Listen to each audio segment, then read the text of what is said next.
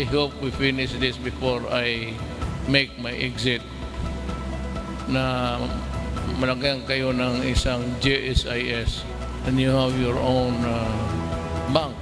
Ang ano lang ito is I will sell a part of Bonifacio. We are still working at it.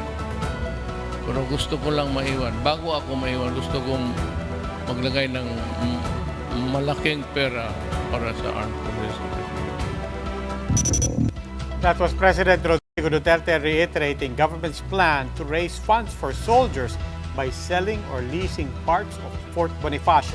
The president went to Zamboanga City to honor the soldiers who died in the C-130 plane crash in Sulu.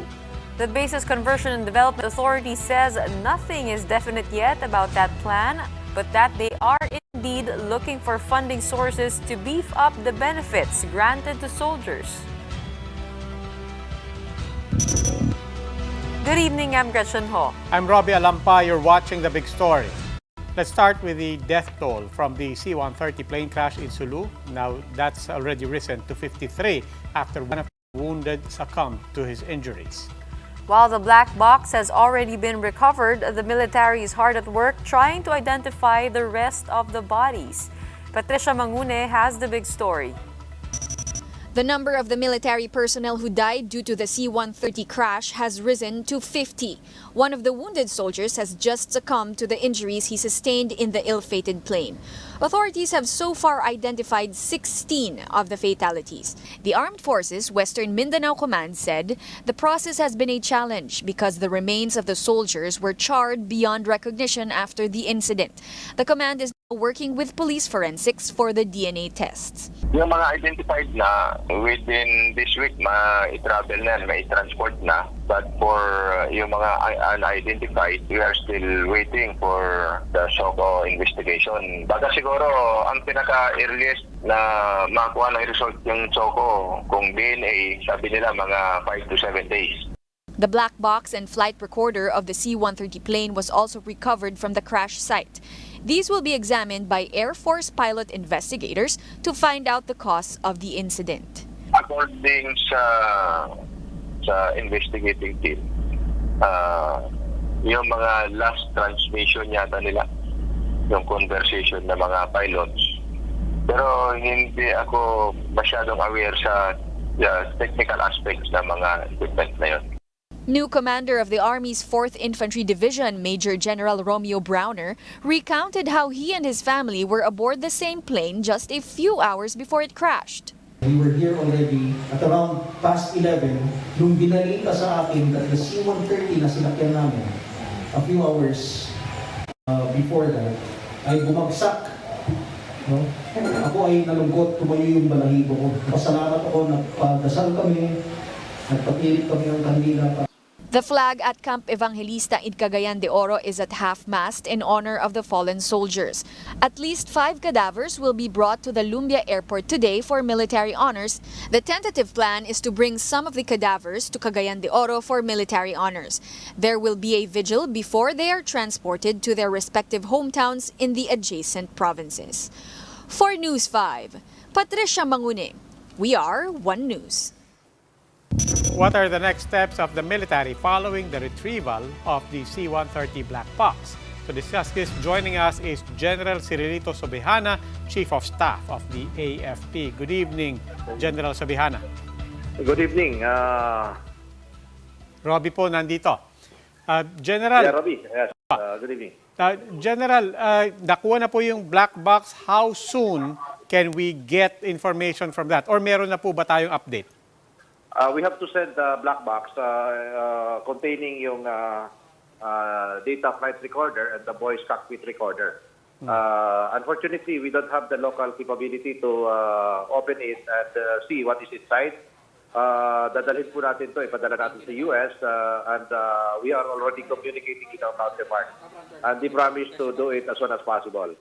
So we have to wait na bumalik itong results ng examination, itong black box na gagawin ng ating counterpart na sa United States of America.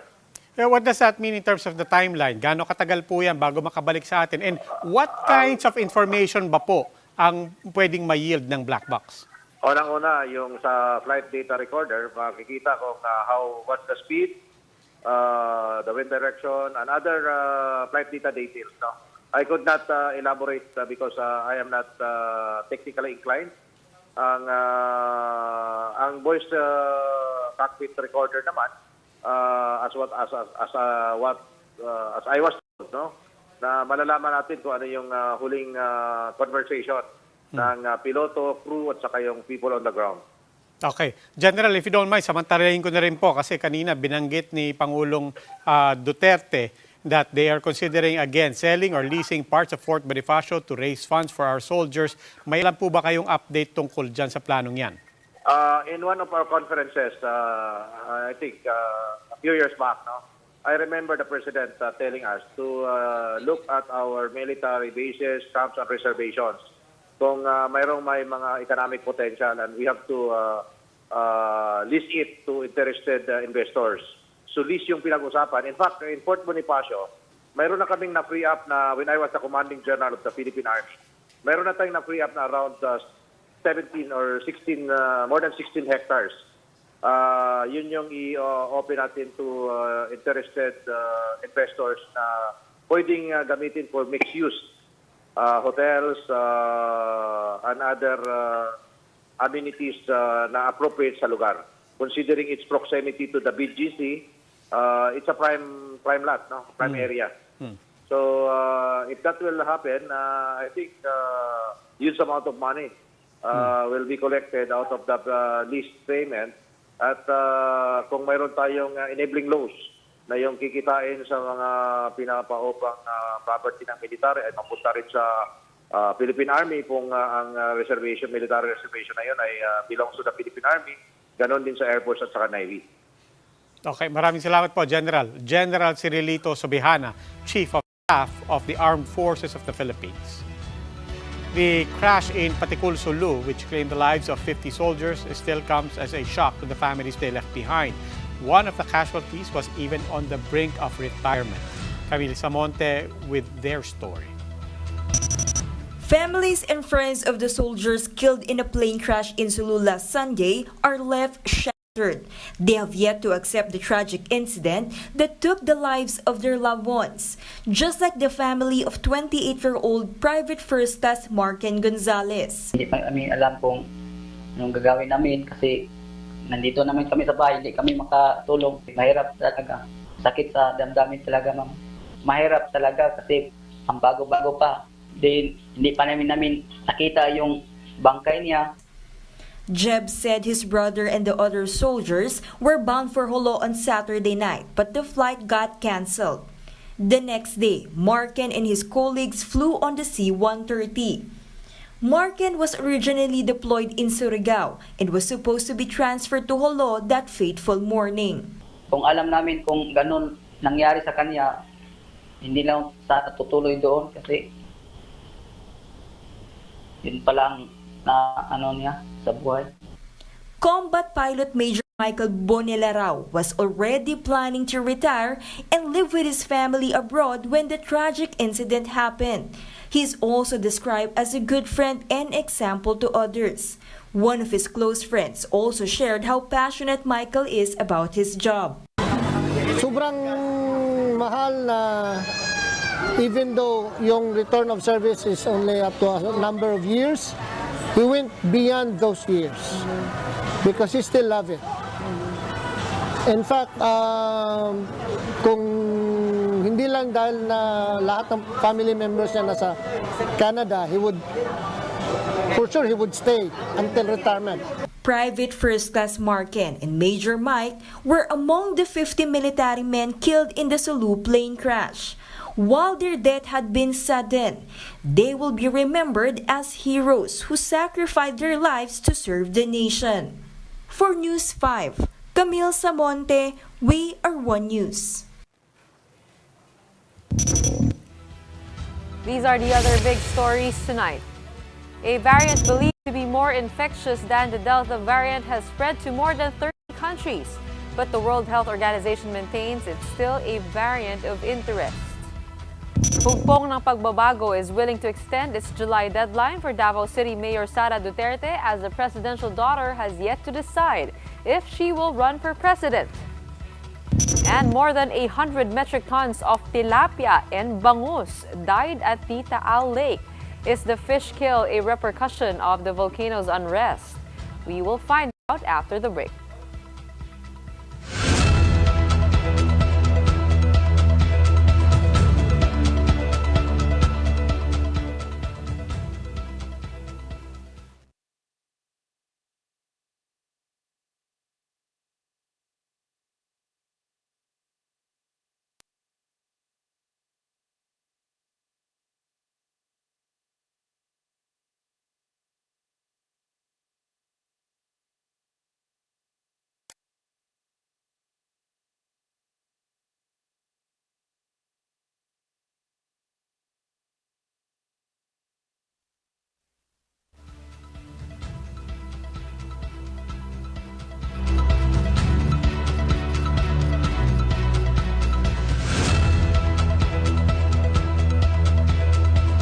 Good evening. You're still watching The Big Story. I'm Robbie Alampay.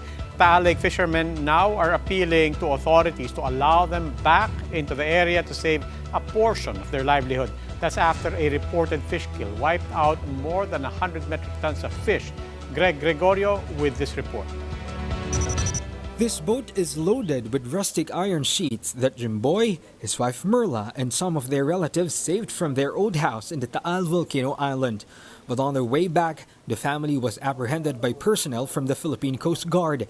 Access to the so-called no man's land is all the more prohibited now as the Taal Volcano continues to act up. Lahat po ay pinagbabawalan na ang tao doon.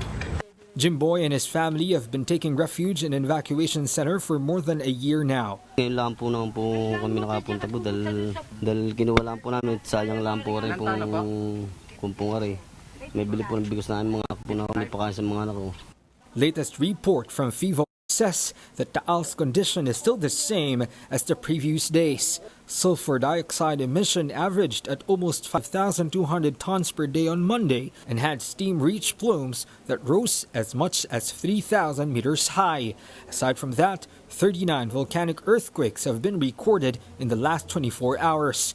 With this, authorities have implemented stricter measures to prevent any activity by the lake. The previous window hours for fishermen to feed their fish cages have been retracted through the recent memorandum circular issued by the Department of Interior and Local Government. Yung alert level 3 na issuance, na raising it from 2 to 3 ng PBOX, automatic yan as per policy or protocol natin. Wala talagang water activities dyan. All apprehended people were only given a warning and were sent home. While fishermen vowed to abide by the rules, they are also appealing for considerations. This was echoed by the Bureau of Fisheries and Aquatic Resources, or BFAR, following reports of 109 metric tons of bangus and tilapia dying due to the depletion of dissolved oxygen in the lake. BFAR explains, though, that this has nothing to do with the Taal volcano's unrest. Dahil nga po sa level nung dissolved oxygen, nandun din siyempre yung ating pakiusap na again, baka po pwedeng i-allow para ma-salvage or masalba pa yung ibang mga harvestable size. For News 5, Greg Gregorio, we are One News.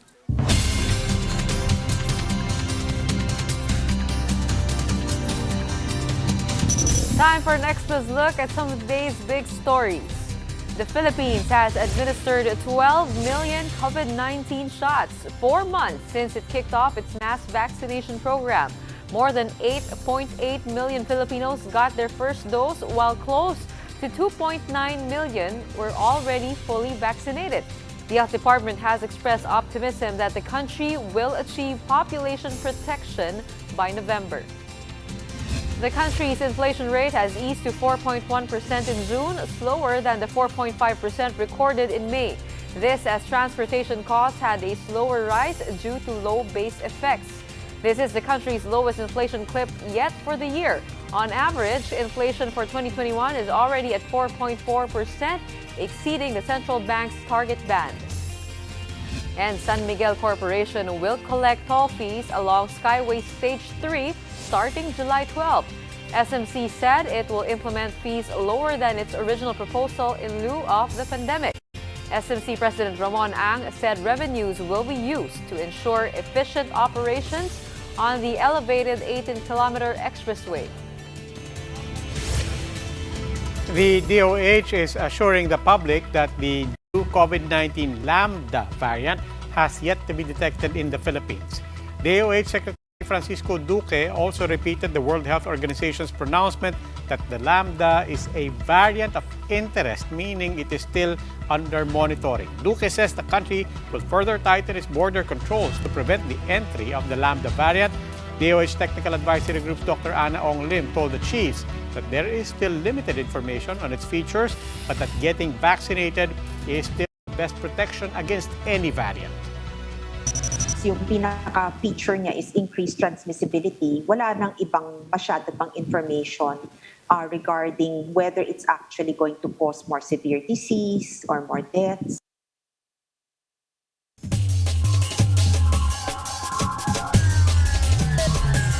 Now for the big story in sports, the Philippines will be in search of its first ever gold medal in the Olympics.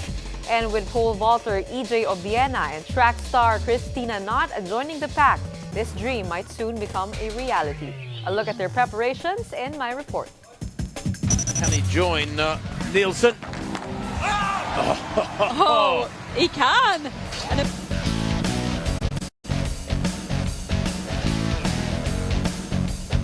After placing fourth in the Wanda Diamond League, Pinoy pole vaulter EJ Obiena is out to prove one thing: he is Olympic ready.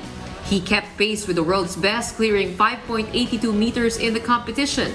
And with world number one Armand Duplantis of Sweden just a few notches ahead with a new world record of 6.02 meters, the Filipino pride knows he has a fighting chance. I have a shot, it's like, that's all I can ask. I'm proud that I'm part of this generation that is doing really great and putting pole vaulting in the next level.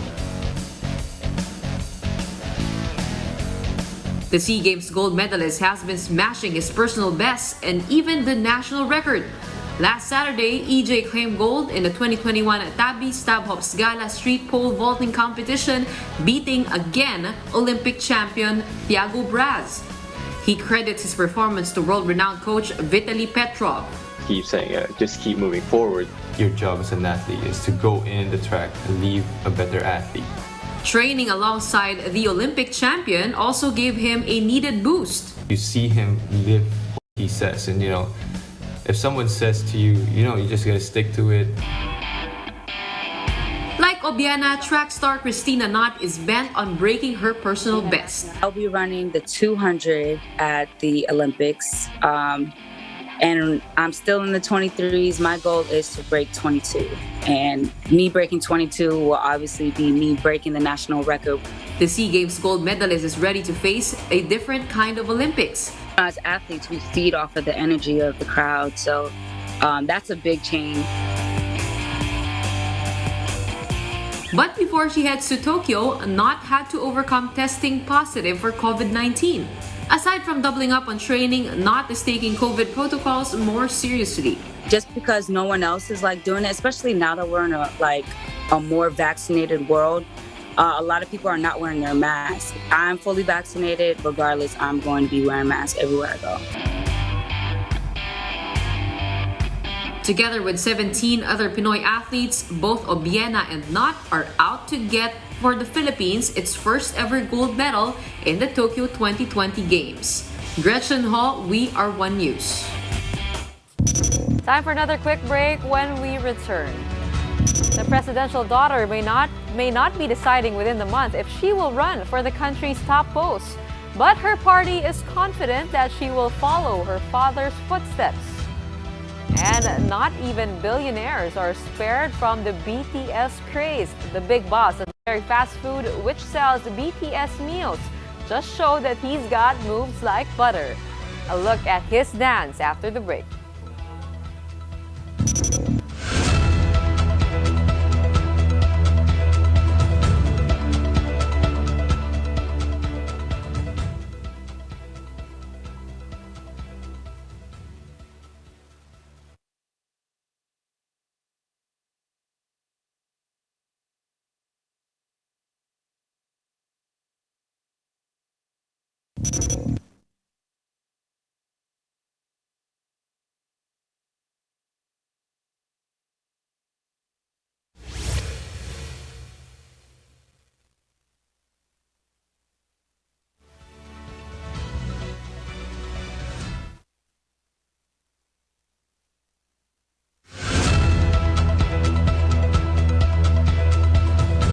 Good evening. You're still watching The Big Story. I'm Robbie Alampay. Davao City Mayor Sara Duterte has set to decide whether or not she will run for president in 2022. That delays the announcement until October. While that would shorten the preparation time, her party is more than willing to wait. Mayan Los Baños with the details. A decision from Davao City Mayor Sara Duterte may not be forthcoming this month.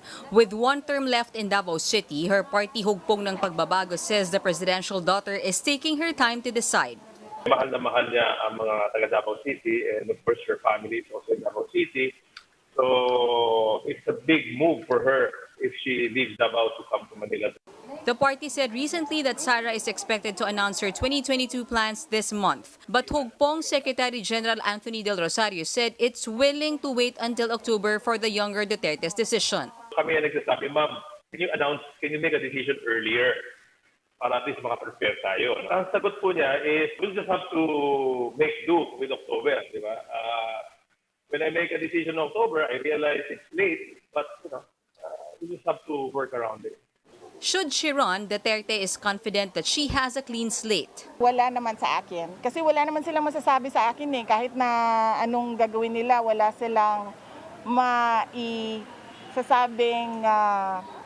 black propaganda, kumbaga. The Davao City Mayor is leading early surveys, but Hugpong said this is not enough to convince her to run. Still, they're confident that Sara is serious in vying for the presidency. Yes, she's really serious about the possibility of running for president. Talagang nasa isipan po niya yun. Sana mismo nagsabi na bigyan siya hanggang October. No? Siguro naman if she was not interested, she would have already said na hindi siya interesado. While waiting for Sara's decision, HNP is strengthening its regional party. 5 national political parties already signified intent to coalesce with HNP.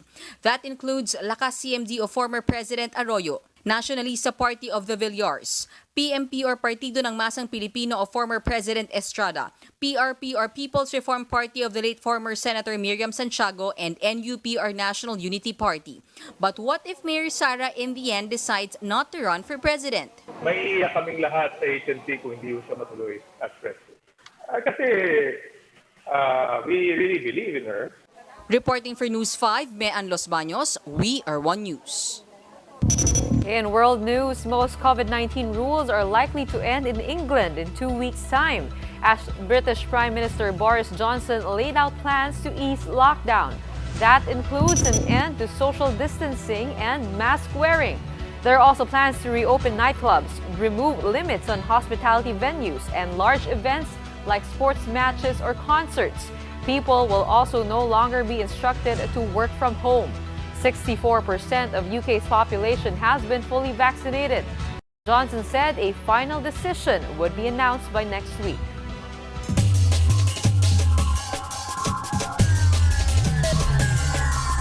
Another big story in sports, 8th Division champion Manny Pacquiao showed no signs of rust on his first day of training. Pac-Man reunited with his Hall of Fame trainer Freddie Roach at the Wildcard Boxing Club in Los Angeles. The two spent 3 hours in the gym, going 9 rounds on the mitts. The 42-year-old Pacquiao will make his keenly awaited return to the ring on August 22 in a face-off against WBC and IBF World Welterweight Champion Errol Spence Jr. on August 22.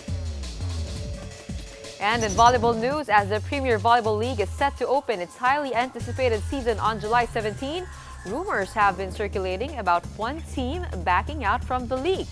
PVL President Ricky Palou acknowledged the rumors but said that no team has formally informed them of such plans. Currently, 11 teams are set to slug it out in the Open Conference. And according to Palou, 4 teams have pushed for the postponement of the opening, but with 7 clubs still keen on starting, he says the opening will push through. Several teams are set to see action in the league's first professional season at the Centennial Arena in Lawag City, Ilocos Norte. The McDonald's BTS meal is still driving the Army crazy weeks after its launch. Even the McDo Philippines franchise owner joined in the fun. Here we can see Tycoon Andrew Tan dunking a chicken nugget into the sweet chili and Cajun sauces. Mr. Tan also sips some soda from the purple-colored container and then goes to the dance floor to show his smooth, like butter moves. In fact, the 69-year-old Alliance Global head, Toncho, has been channeling his inner Jungkook since two months ago. Mr. Tan said it also serves as his daily exercise. Let's go! In the stars tonight. So we bring down fire, set the night light. Hey!